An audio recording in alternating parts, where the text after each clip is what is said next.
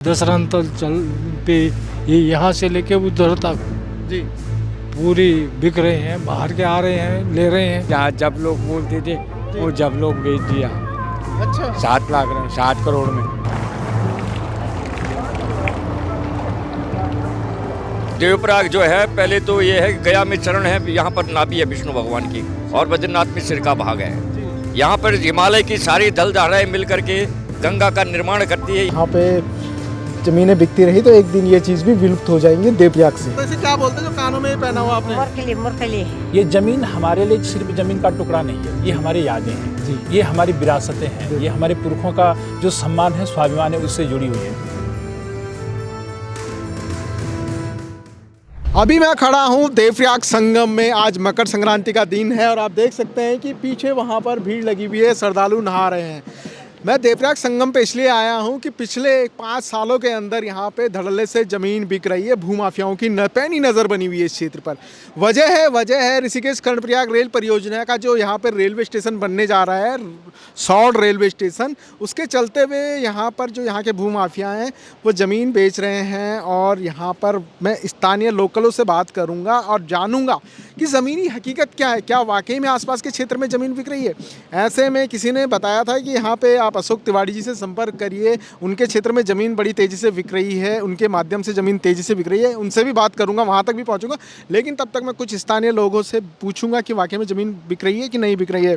यहाँ पर एक सर है, उनसे बात करते हैं। नमस्कार सर। क्या नाम है आपका? भास्कर मिश्रा। मिश्रा जी कहाँ के रहने वाले हैं आप? पुंडल के। कुंडल के। अच्छा ये बताइए, जब से सौड़ में रेलवे स्टेशन बन रहा है तो सुनने में आ रहा है कि देवप्रयाग के आसपास की ज़मीनें धड़ल्ले से बिक रही हैं। ज़मीनी हकीकत क्या है? बिक रही हैं, जरूरी बिक रही हैं। हैं? हाँ, और कहाँ पे लगभग कहाँ पे? मने कीमत भी बहुत हाई फाई हो गई है जी जमीनों की। जी और ये दसरंतल चल पे ये यहाँ से लेके उधर तक जी पूरी बिक रहे हैं, बाहर के आ रहे हैं, ले रहे हैं। जी। हाँ, इधर भी बिकी हुई है ये। तो जैसे कि भाई साहब बता रहे हैं कि ये ठीक सामने ये दशरथांचल पर्वत, मैं थोड़ा टोपोग्राफी आपको समझा देता हूँ। ये है दशरथांचल पर्वत और जहाँ पे हम खड़े हैं ये है गिद्धांचल पर्वत और ठीक इस तरफ है नरसिंहांचल पर्वत। तो मिश्रा जी ने बताया है कि दशरथांचल पर्वत में बहुत तेज़ी से पिछले 5-6 सालों के अंदर यहाँ पे ज़मीन धड़ल्ले से बिक रही है। तो अब मैं आगे बढ़ूँगा, संगम की तरफ जाऊँगा, वहाँ भी लोग स्थानीय और लोकलों से बात करूँगा और जानूँगा ज़मीनी हकीकत क्या है। ठीक है सर, धन्यवाद। अब मैं संगम पे पहुंचा हूं तो यहाँ पे एक पुजारी जी हैं, उनसे बातचीत करेंगे। नमस्कार, क्या नाम है आपका? मेरा नाम है दिनेश भट्ट। अच्छा भट्ट जी, एक चीज़ बताइए कि जिस तरीके से हम देख रहे हैं पहाड़ों में तेजी से ज़मीन बिक रही है, तो वर्तमान में जो देवप्रयाग जो तीर्थ स्थल है यहाँ की क्या स्थिति है? यहाँ पे भी ज़मीन बिक रही है? अब यहाँ पे बहुत जमीन बिकी है, यहाँ सबसे ज्यादा बिक रही है। अच्छा। हाँ, यहाँ से देखो वहाँ सारा देखो, ये सारी रोड पे सब दिल्ली वाले, हरियाणा वाले हैं, कहाँ वाले यहाँ आके बस रहे हैं। गढ़वाली का कोई पता नहीं है। अब पहाड़ धीरे धीरे ऐसे में पहाड़ में सब बाहर वाले बस जाएंगे, पहाड़ियों का कोई पता नहीं लगेगा। पहाड़ वाले अपना प्लान कर रहे हैं नीचे को, हैं अपनी जमीन जायदाद को बेच रहे हैं क्षणिक लोभ के लिए। आने वाले समय में बैग तो यहीं आना पड़ेगा, तो यहीं रहो अपने गढ़वाल में, क्योंकि सरकार की भी कमी है इसमें। सरकार ने कोई विकास नहीं किया कि कितने मुख्यमंत्री बन गए हैं, लेकिन कुछ नहीं हुआ। उत्तराखंड जैसे का तैसे है। बिकती कैसी है ज़मीन? अगर मुझे ज़मीन लेनी होगी तो कैसे मिल सकती है मुझे? जमीन हाई रेट पे मिल रही है। अच्छा। हाँ, जमीन का दाम मैंने अब जो पहले जमीन का दाम मैंने 2000 रुपये नाली था, वो 5000 रुपये 10,000 रुपये नाली दे रहे हैं। अच्छा। हाँ, 5,000-10,000 रुपये नाली तो बहुत सस्ता हुआ। 10 लाख रुपए तक मैं किसी से बात कर रहा था ऑन कैमरा, उन्होंने मेरे से बात नहीं करी। वो कह रहे थे यहाँ पे 10 लाख 15 लाख 20 लाख रुपए नाली तक जमीन। करोड़ों करोड़ों में। करोड़ों में। हाँ, चलिए और लोगों से भी बात करेंगे। 7 करोड़ की बिकी कहाँ पे? यहाँ पे वो पौड़े में 7 करोड़ का बिका एक मकान। अच्छा। वो जब लोग बोलते थे वो जब लोग बेच दिया। अच्छा। 7 करोड़ में। 7 करोड़ का अभी यहाँ पे किसी ने ज़मीन बेची, मकान बेचा है। और जैसे कि बता रहे हैं पंडित जी की यहाँ पे बहुत ही दयनीय स्थिति है, लोकल लोग तेज़ी से ज़मीन यहाँ पर बेच रहे हैं। मैं आगे बढ़ूँगा, आपको दिखा देता हूँ एक तरफ तो संगम का नज़ारा। यहाँ पे आज बहुत सारे श्रद्धालु आ रखे हैं, इनसे बातचीत करेंगे। और एक यहाँ पे एक बहुत ही रमणीक और खूबसूरत स्थान है ये, एकदम पवित्र स्थान। तो मैं आगे लोगों से भी बातचीत करूँगा। ज़्यादा गहरे पानी में न जाएं। मैंने आपको बताया कि देवप्रयाग में जमीनें तो धड़ल्ले से बिक ही रही हैं, लेकिन इस स्थान का कितना महत्व वो भी मैं आपको बता देता हूँ। आज मकर संक्रांति का दिन है और ये पर्व कैसे खास बन जाता है। यहाँ पर जितने भी स्थानीय देवी देवताएं होते हैं वो वाद्य यंत्रों के साथ उन पे देव अवतरित होते हैं और इस तरह की डोलियां आती हैं, आप देख सकते हैं। ये देखिए यहाँ पे डोली को नहला। कहाँ से आ रखे हैं अभी आप? हम घनसाली से आ रखे हैं। घनसाली से आ रखे हैं? हाँ जी। अच्छा।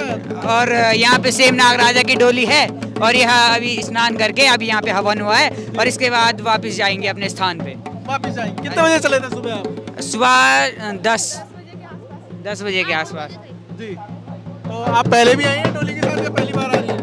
मैं पहले भी आई हूँ। पहले भी आए हैं। कैसा अनुभव रहा आपका? बहुत अच्छा लग रहा है।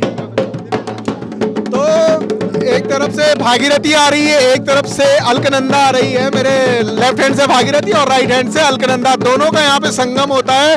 और यहाँ पर आज मकर संक्रांति को लोग नहाते हैं और यहाँ पे पूजा स्नान, तो इससे इस बात का महत्व तो समझ सकते हैं। लेकिन सोचिए जब यहाँ से 5 या 6 किलोमीटर की दूरी पर रेलवे स्टेशन बनेगा, शॉर्ट रेलवे स्टेशन, तो कितना आसान हो जाएगा यहाँ पे पहुँचना। टूरिस्ट आएगा बढ़ चढ़कर, इसी वजह से यहाँ पे धड़ल्ले से ज़मीनें बिक रही हैं। अब मैं उस गांव में जा रहा हूँ जहाँ पे सबसे ज़्यादा ज़मीनें बिक रही हैं और मैं वहाँ के उन लोगों से बात करूँगा जो ज़मीनें बेच रही है, वहाँ की क्या स्थिति है, उनसे मिलना बहुत ज़रूरी है। चलिए चलते हैं। तो आप देख सकते हैं देवप्रयाग का ये व्यू, यहाँ पर बहुत ज़्यादा भीड़ हो रखी है अभी वर्तमान में। I feel so blessing. So blessing. Yes, so blessing. That's nice. Where are you from? Germany, Bavaria. यहाँ पे इनसे बात करते हैं पंडित जी से। नमस्कार सर। नमस्कार, मैं यमुना प्रसाद जी।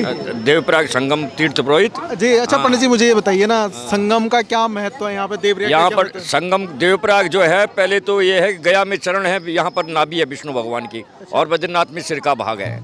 यहाँ पर हिमालय की सारी जलधाराएं मिल करके गंगा का निर्माण करती है, यहीं से गंगा को नाम मिला है। भगवान राम ने यहाँ 12 वर्ष तक तपस्या की, ब्रह्म हत्या निवारण की। रघुनाथ जी का मंदिर है जो 10,000 साल से भी पुराना है। हाँ, इसमें हमारे सामने जो है अलकनंदा इधर है बाएं हाथ पे, इसमें सरस्वती गंगा, धौली गंगा, पिंडर गंगा, नंदाकिनी, सोन गंगा, मंदाकिनी, सारी जलधाराएं इसमें जो है केशव प्रयाग, विष्णु प्रयाग, नंद प्रयाग, सोन प्रयाग, कर्ण प्रयाग और रुद्र प्रयाग। इससे पीछे 6 प्रयाग है, ये 7वां प्रयाग है। सारी जलधाराओं का निचोड़ यहीं पे है। ये भागीरथी गंगा जो राजा भगत अपने पुरखों के उद्धार के लिए था। ये देवगंगा, इधर एक तरफ देवगंगा, एक तरफ पितृगंगा है। दोनों के मिलने से यहीं से गंगा को नाम मिला है। और भगवान राम ने यहीं पर जो है 12 वर्ष तक तपस्या की और अपने पिताजी का पिंडदान तर्पण यहीं पे किया है। ये पाहन महादेवों से घिरा हुआ स्थान है। हाँ, ये सामने हमारे टोंडेश्वर है, उधर धनेश्वर है, इधर बेलेश्वर है, उधर विश्वेश्वर है, उधर टोंडेश्वर है। ये 5 महादेवों से घिरा हुआ है। इसका मतलब ये जैसे हमारे धर्म पुस्तक गीता हमारे प्रथम पुस्तक है, वैसे देवप्रयाग तीर्थ जो है वो सबसे बड़ा तीर्थ और प्रथम तीर्थ है। ये प्रथम तीर्थ है। जब आप बद्रीनाथ, केदारनाथ, गंगोत्री, यमुनोत्री जाते हैं, ऐसे में मेरा पंडित जी ऐसे में मेरा एक सवाल है। मैं देख रहा हूँ पिछले 5-6 सालों में वैसे उत्तराखंड में धड़ल्ले से ज़मीनें बिक रही हैं पहाड़ों में। यहाँ पे जब से ऋषिकेश कर्णप्रयाग रेल परियोजना का जो महत्वपूर्ण रेलवे स्टेशन बन रहा है, शॉर्ट रेलवे स्टेशन, क्या उसके बाद यहाँ पे भी ज़मीनें बिक रही हैं? ज़मीनी हकीकत क्या है इसके पीछे? ज़मीनें तो ऐसा है ना कि पैसों के लोभ में भी गढ़वाल के लोग, गरीब लोग होते हैं, वो पैसों के लोभ में ज़मीनों को बेच देते हैं। अब यही कारण है। और यहाँ कोई जो रोज़गार के साधन नहीं है, इस कारण लोग अपना पलायन कर रहे हैं यहाँ से। सबसे मुख्य कारण जो है रोज़गार न होना, शिक्षा न होना, स्वास्थ्य न होना, ये यहाँ के मुख्य कारण है। इसके चक्कर में लोग अपनी ज़मीनों को बेच करके नीचे बढ़ा रहे हैं, मकान ले रहे हैं। नीचे के लोग ऊपर आ रहे हैं। तो बिक रही है यहाँ पे ज़मीनें? हाँ, बिक रही है, खूब बिक रही है। सारी ज़मीनें बिकी हुई है, सब रोड साइड सब ज़मीन तो बिकी है। होटल बने हैं, सब कुछ बने हैं, रिसोर्ट बने हैं, ये सब ज़मीनों बिकने पुरानी जो अब जो ये यहाँ जो है ज़मीनें देवप्रयाग प्रॉपर में तो है नहीं ज़मीन। क्या यहाँ तो सब तीर्थ पुरोहित रहते हैं बद्रीनाथ के, तो यहाँ तो टाउन में तो ज़मीन है नहीं, लेकिन आसपास गांव की सारी ज़मीनें बिक चुकी है। गाँव की सारी ज़मीनें बिक चुकी है। बहुत बहुत धन्यवाद। तो यहाँ का जितना भी युवा है ना, वो इंस्टाग्राम पे रील देखता होगा, एक तरफ से अलकनंदा, एक तरफ से भागीरथी, एक तरफ से मटमैला पानी, एक तरफ से बिल्कुल साफ सुथरा पानी आता है। वैसी ये जगह भी बड़ी पवित्र और आत्मा को शांति देने वाली है। और अब मैं आगे बढ़ूंगा। यहाँ पे मेरे साथ डोली चल रही है, मुझे तेजी से आगे बढ़ना पड़ेगा। जैसे ही मैं गांव की तरफ बढ़ रहा था तो यहाँ पे एक माता जी मुझे मिली है देवप्रयाग में, और उनका जो परिधान है, जो उन्होंने कानों में पहने हुए, एकदम पूरा गढ़वाली। नमस्कार माता जी, क्या नाम है आपका? जोशली देवी। अच्छा, इसे जो आपने पहना हुआ वेशभूषा इसे क्या बोलते हैं जो कानों में पहना हुआ आपने? मुरखली मुरखली मुरखली। मुरखली मुरखली। हाँ अच्छा मुरखली और यू भी बाले बड़ी। हाँ बाले बाले अच्छा मुरखली बाली और गोलाबंद। तो ठीक है, बहुत बहुत धन्यवाद। अगर पहाड़ों में धड़ल्ले से जमीनें बिकती रहेंगी तो हम अपनी संस्कृति वगैरह कहाँ से बचा पाएंगे, ऐसे परिधानों को कहाँ से बचा पाएंगे? उत्तराखंड थल सेना बोल। अच्छा माता जी कह रही हैं कि मैं उत्तराखंड थैली सैंड से हूँ। बहुत बहुत धन्यवाद आपका। तो अगर इस तरीके से उत्तराखंड में ज़मीनें बिकते रहेंगी तो हम अपनी धरोहर, अपनी संस्कृति, अपनी पहचान को कहीं ना कहीं खो देंगे। चलिए आगे बढ़ते हैं। देवप्रयाग की ना दो फेमस मिठाइयाँ हैं। एक तो ये मेरे हाथ में देख रहे हैं, ये है मालू का पत्ता और इसके अंदर भरा जाता है खोया और ये वाला मावा। इसके अंदर इस तरीके से रोल करके भर दिया जाता है। ये देखिए आप इस तरीके से और फिर इसे करा जाता है। एक इसी तरह की होती है बाल मिठाई, तो यहाँ की फेमस है। अगर इसी तरीके से यहाँ पे ज़मीनें बिकती रही तो एक दिन ये चीज़ भी विलुप्त हो जाएंगी देवप्रयाग से। देवप्रयाग से बाय रोड 10 किलोमीटर दशरथांचल पर्वत की तरफ जब मैं चला तो मैंने देखा है यहाँ पे एक कांडाधार गांव पड़ता है। सबसे ज़्यादा खरीद फरोख्त ज़मीनों की दशरथांचल पर्वत में हुआ है। देवप्रयाग में 3 पर्वत हैं, दशरथांचल, गिद्धांचल और नरसिंहांचल। तो जब मैं स्थानीय लोकल से बात कर रहा था तो वो बता रहे थे कि दशरथांचल में सबसे ज़्यादा खरीद फरोख्त हुई है। तो ऐसे में लोकलों ने एक अच्छी बात भी बताई कि आप कांडाधार गांव जाइए और वहाँ पे एक प्रधान जी हैं अशोक तिवारी जी, उनसे मिलिए। उन्होंने बहुत ही अच्छा इनिशिएटिव लिया है। ज़मीन की खरीद फरोख्त पर अंकुश लगाने के लिए उन्होंने एक पहल करी है। तो लगभग मैं उनके घर पे पहुंच चुका, अब उनसे बात करते हैं। नमस्कार सर। नमस्कार नमस्कार, आइए आइए, स्वागत है आपका। जी सर, मैं आज मकर संक्रांति का दिन था और यहाँ पे आ रखा था देवप्रयाग में। जी जी। और देवप्रयाग में मैंने स्थानीय लोगों से जब बातचीत करी तो पता चला कि जैसे उत्तराखंड में चली रहा, पहाड़ों में ज़मीन की खरीद फरोख्त बड़ी तेज़ी से बिक रही है। जी जी। लोग अपनी पितरों की ज़मीन, अपनी पैतृक ज़मीन, अपनी विरासत तक को भी बेच दे रहे हैं चंद पैसों के लालच में। कई लोगों की मजबूरियाँ होंगी लेकिन हर किसी की मजबूरी नहीं है। तो ऐसे में मुझे लोकल लोगों ने बताया कि आप कांडाधार गाँव जाइए, प्रधान जी से मिलिए, उन्होंने बड़ी अच्छी पहल करी है। और कुछ ऐसा जिस तरह से धड़ल्ले से मुस्तर इस तरफ ज़मीन बिक रही थी तो आपने अंकुश लगाने का काम करा है। तो सबसे पहले मुझे ये बताइए कि यहाँ पे वर्तमान में स्थिति क्या है, किस तरीके से ज़मीनों की खरीद फरोख्त चल रही थी और क्या आपने उसमें पहल करा है? सबसे पहले तो मैं आपका बहुत बहुत धन्यवाद करना चाहूँगा कि आप इस दूरस्थ क्षेत्र हमारे गांव में आए हैं। इस ग्राम पंचायत का नाम है टुंगरियाल कांडा जी। और इसके साथ साथ मैं आज मकर संक्रांति के शुभ अवसर पर सारे देशवासियों को बहुत बहुत शुभकामनाएं प्रेषित करता हूँ जी। एक्चुअली आपने बिल्कुल सही कहा कि यहाँ बहुत धड़ल्ले से ये ज़मीन बिक रही है और इसका कॉन्सेप्ट ये भी है कि रघुनाथ जी का मंदिर यहाँ पास ही है। ये दशरथांचल पर्वत, मतलब लोकेशन बहुत अच्छी है। लोकेशन बहुत अच्छी जी। तो उस कारण से भी रेट बढ़े हैं, लेकिन रेट बढ़ना बिल्कुल अच्छी बात है कि ज़मीनों के रेट बढ़ने चाहिए। चाहे काश्तकारों को एक अच्छा, अगर वो बेचते भी हैं तो उसका अच्छा प्रतिकर मिले अगर सरकार ने उसको अधिकृत करती है। लेकिन इसमें क्या है कि कई लोग क्या कर रहे हैं कि अपनी ज़मीन, हमसे ज़मीन, काश्तकारों से ज़मीन ले औने पौने दामों में और फिर वो उसको करोड़ों में वो लोग बेच रहे हैं। जी। तो मेरा कहने का, जब मैं यहाँ पे प्रधान बना तो मैंने सोचा कि भाई ये जो ज़मीन है हमारी भतीजी, ये हमारी विरासतें हैं और इससे हमारी यादें जुड़ी हुई हैं। और जब हम इस ज़मीन को बेचने का काम करते हैं तो कहीं ना कहीं हम अपनी जड़ों को काटने का भी इसमें काम कर रहे हैं। अगर हम अपनी ज़मीन को बेच रहे हैं, देखिए ना, ये ज़मीन हमारे लिए सिर्फ ज़मीन का टुकड़ा नहीं है, ये हमारी यादें हैं, ये हमारी विरासतें हैं, ये हमारे पुरखों का जो सम्मान है, स्वाभिमान है, इससे जुड़ी हुई है। जैसे एक गढ़वाली माँ बोलता ना कि हमारी ये छोटी पुंगड़ी या बड़ी पुंगड़ी या संगड़ी या खैनेधार या गवैच, तो हमारे खेतों के भी नाम है। जी। जैसे बाहर आपने कहीं खेतों के नाम नहीं सुने होंगे, लेकिन यहाँ खेतों के भी नाम होते हैं कि ये छोटी पुंगड़ी है, बड़ी पुंगड़ी। तो इस तरह से तो मतलब कहीं ना कहीं इमोशनली हम जुड़े हुए हैं कि कौन सी पुंगड़ी में क्या बोना है, कौन सी पुंगड़ी में क्या बोना है। तो मैंने सोचा कि ये तो बिल्कुल भैया अच्छा नहीं हो रहा है। और उससे हो क्या रहा है कि कुछ लोग, पैसे की भी कमी होगी है भी हम मान सकते हैं, लेकिन कुछ इतने पैसे हो सकती है। देखो भूमाफिया तो हर जगह है। जी। लालच है। बिल्कुल। तो वो लालच देकर के क्या करते हैं कि भाई स्वाभिमान से ज्यादा तो कोई चीज नहीं हो सकती ना, पैसा भी नहीं हो सकता। तो लोगों ने जमीन को बेचना जब शुरू किया तो मैंने देखा कि अगर हमारे पूर्वज भी ऐसी ही जमीन पहले बेच देते तो हमारे पास कहाँ से जमीन आती। भाई पैसे का वैल्यूएशन तो पहले भी वही था ना। बाय द वे कोई 10 रुपए में ले रहा है, आज कोई 10 लाख में ले रहा है, तो उस समय 10 रुपए की कीमत 10 लाख के बराबर थी। लेकिन हमारे पुरखों ने कभी नहीं बेचा, वो भूखे रह गए होंगे, लेकिन उन्होंने अपनी जमीन को कभी किसी को पास बेचा नहीं, ना उन्होंने गिरवी रखा, उन्होंने स्वाभिमान को समझा। तो मैंने सोचा कि इस पर अंकुश कैसे लगाया जाए। तो जो हमारी पहली ग्राम पंचायत की बैठक हुई जीपीडीपी की, उसमें हमने सारे लोगों से विचार विमर्श किया, सारे लोगों को राय जानी, फिर एक प्रस्ताव पारित किया गया कि हमारे ग्राम पंचायत के अंदर कोई भी व्यक्ति बाहरी राज्य का जमीन नहीं खरीद पाएगा। अगर लेता भी है तो 200 वर्ग मीटर, लेकिन उस 200 वर्ग मीटर के भी लिए क्या है कि पहले हमें जांच पड़ताल करनी होगी। राजस्व विभाग पहले हमारी ग्राम पंचायत को सूचित करेगा कि ये फलाना व्यक्ति किस उद्देश्य के कारण ले रहा है, इसको मकान बनाना है, क्या करना है, उसका उद्देश्य क्या है, कौन से वो बैकग्राउंड का है, तो उस तरह से वो फिर जमीन यहाँ पे ले पाएगा। ये हमने पहल की है। जी जी। तो ये तो बड़ी अच्छी पहल है कि अगर बाहर का आदमी जमीन ले रहा कोई दिक्कत नहीं है, अगर वो यहाँ की संस्कृति सभ्यता और यहाँ के शांतिप्रिय माहौल के अनुकूल ढल के रहता है तो उसका वेलकम है। लेकिन ऐसा नहीं होना चाहिए कि वो माफिया है, हुड़दुंग मचा रहा है। जैसे कि हमने टेहरी में देखा था, मैं टेहरी गया था तिवाड़ी जी, तो वहाँ पे मैंने क्या देखा कि वहाँ पे कुछ स्थानीय लोगों ने हरियाणा के लोगों को जमीन बेची, उन्होंने वहाँ पे मोहल्ला बनाया।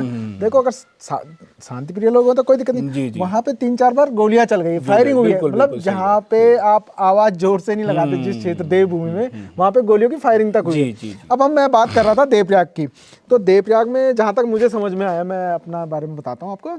जब मैं देवप्रयाग घूम रहा था तो मैंने पूछा यार कि यहाँ पे जमीन तेजी से क्यों बिक रही है, रेट इतनी तेजी से कैसे बूम हो रहे हैं। तो स्थानीय लोगों ने मुझे बताया कि एक तो सेंट्रल संस्कृत यूनिवर्सिटी यहाँ पे है, बिल्कुल बिल्कुल, दूसरा यहाँ पे संगम है और रघुनाथ जी का मंदिर है, तीसरा जब से ऋषिकेश कर्णप्रयाग रेल परियोजना का जो ये शॉर्ट रेलवे स्टेशन बनने जा रहा है, तो इसके बनने 5 सालों के अंदर जब से इसकी पहल हुई है, यहाँ पे बड़ी तेजी से लोग जमीन की खरीद फरोख्त में इच्छुक हैं और बाहर के लोग आ रहे खरीद रहे हैं। तो एक यहाँ पे टूरिज्म के पर्पज से भी देख रहे हैं। बिल्कुल। तो और हमने अभी ग्राम पंचायत में एक फैसला और लिया है कि हम किसी भी बाहरी व्यक्ति को, चाहे वो कबाड़ वाला हो या फेरी वाले हो, तो थाना उनको हमारी परमिशन के बगैर परमिशन नहीं देगा गांव में जाने की। होता क्या है, ये लोग गांव में जा करके, और किसी ने 4 कंबल रखी है, किसी ने 4 चादरें रखी है, फिर वो बोल रहा है मेरे पास साहब खत्म हो गया, आप ये ले लो। तो वो लेने की बात नहीं कर रहा है, वो रेकी कर रहा है आपके गाँव की। और फिर क्या हो रहा है कि कई गाँव में ऐसी वारदातें हो जा रही हैं जो हमारे पहाड़ों में नहीं होनी चाहिए। तो इस पे भी हमने रोक लगाने का कार्य किया है। जी। तो एक ना जो जागरूक प्रधान की बात होती है, जागरूक गांव के प्रतिनिधि की बात होती है, तो मुझे इनसे बात करके लगा तिवाड़ी जी से, वो देखो अभी तक हम किस टॉपिक पे बात कर रहे थे, हम कर रहे थे ज़मीन की खरीद फरोख्त पे, लेकिन इन्होंने एक और पहल की बात करी है कि जो बाहर से लोग आते हैं, चाहे फेरी का काम कर रहे हैं, लेकिन उन्हें पहले थाने में इन्फॉर्म करना पड़ेगा, उसके बाद वो गांव में आ सकते हैं, क्योंकि वो रेकी करते हैं और कई चीज़ें। बहुत सही है पहल। तो तिवाड़ी जी बड़ा अच्छा लगा आपसे मिलकर, और बहुत ही मतलब मज़ा आ गया कि आपने अंकुर कहीं ना कहीं, वैसे तो सरकार भी अपनी तरफ से काम कर रही है, उन्होंने भी भू कानून को सशक्त बनाने के काम किया, लेकिन छोटी सरकार ग्राम पंचायत होती है। जब हम छोटी सरकार काम करेगी तभी ना बड़ी सरकार काम कर पाएगी। तो छोटी सरकार को बड़ी सरकार का सहयोग करना पड़ेगा, तभी हम किसी विकास की ओर बढ़ सकते हैं। बिल्कुल। जब तक स्थानीय लोग, लोकल भूमाफिया, इन लोगों पे अंकुश लगेगा तभी हम सपोर्ट कर सकते हैं। सपोर्ट का एक आपने बताया ना जो त्रिस्तरीय पंचायत है, यहाँ से बहुत ही मतलब मज़ा आ गया आपसे मिलकर। बहुत बहुत धन्यवाद। तो फिर मिलेंगे हिमालयन कनेक्ट की सीरीज़ में, पलायन वाली में, और ज़मीन की जो हम खरीद फरोख्त की हम बात कर रहे हैं अपनी सीरीज़ में। तो अगले गाँव में जाएंगे, अगली जगह जाएंगे। तो फिलहाल ये हमने आपको स्थिति बताई देवप्रयाग के आसपास की क्षेत्र की। मिलते हैं, नमस्कार।